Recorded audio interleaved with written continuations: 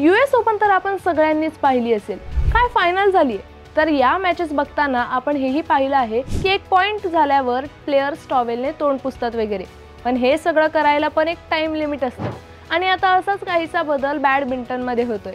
आता प्रत्येक रॅली नंतर खेळाडूंना मिळणार नक्की किती सेकंदाचा ब्रेक, हा नवीन नियम काय आहे आणि खेळाडूंवर याचा नक्की काय परिणाम होणार, चला तर मग हेच आपण या व्हिडिओच्या माध्यमातून जाणून घेऊया। आणि हो, व्हिडिओ पाहण्याआधी आमच्या चॅनलला सबस्क्राइब करा, कारण तुमच्या पाठिंब्याने आम्हाला अजून असेच दमदार व्हिडिओ आणण्याची प्रेरणा मिळेल। आता मुद्द्यावर बोलू। बॅडमिंटन वर्ल्ड फेडरेशनने नुकतंच जाहीर केलं आहे की 2026 पासून काही वर्ल्ड टूर स्पर्धांमध्ये 25 सेकंदांचा टाइम क्लॉक वापरून पाहिला जाणार आहे। याआधी प्ले शुड बी कंटिन्युअस अशी साधारण नियमावली होती, म्हणजेच खेळाडू पॉइंट्सच्या मध्ये ब्रेक घ्यायचे, पण त्याला असा काही मर्यादा किंवा नियम नव्हते। फक्त एकच होतं की खेळ थांबता कामा नये। पण यामुळे खेळाडू टाइमपास करतायत की खरंच त्यांना ब्रेक हवा आहे हे ठरवणं सगळं अंपायरच्या हातात असायचं। आता मात्र 25 सेकंदांचा हा नियम गोष्टी अधिक पारदर्शक करणार आहे। बघा, जर एक जबरदस्त 20-1 शॉटची रॅली झाली, खेळाडूंनी अक्षरशः कोर्टवर धडपडून पॉइंट घेतला, मग पुढचा पॉइंट खेळायला तेवढ्या लवकर तयार होऊ शकतील का? इथे हा 25 सेकंदांचा ब्रेक महत्त्वाचा ठरणार आहे। पण हा टाइम क्लॉक नक्की कसं चालेल तर ऐका, जेव्हा अंपायर स्कोर अपडेट करतील त्या क्षणी टायमिंग सुरू होईल।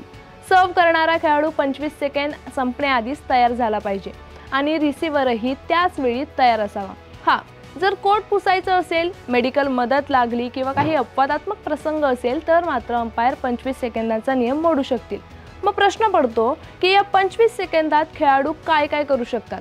घाम पुसण्यासाठी पटकन टॉवेल वापरू शकतात, पाणी किंवा एनर्जी ड्रिंक घेऊ शकतात, स्वतःला कोल्ड स्प्रे करू शकतात, टेपिंग किंवा स्ट्रॅपिंग ॲडजस्ट करू शकतात, किंवा अगदी रॅकेटच्या स्ट्रिंग्स कापायच्या असतील तर तेही करू शकतात। BWFच्या आलेल्या आकडेवारीनुसार साधारणतः 80% रॅलीजमध्ये काही अडचण, म्हणजे उदाहरणार्थ मॉपिंग, इंजुरी, तुटलेले रॅकेट नसतात। अशा वेळी पुढचा पॉइंट सुरू होण्याआधी साधारणतः 20 सेकंद लागतात, तर प्रत्येक रॅली सरासरी फक्त 9 सेकंद चालते, म्हणजे खेळाडू 9 सेकंद खेळतात आणि मग 22 सेकंद विश्रांती घेतात। आता या इक्वेशनला शिस्त लावण्यासाठी 25 सेकंदांची ही लिमिट ठरवली गेली आहे। याने टाइम वाचेल आणि गेमही फास्ट होईल।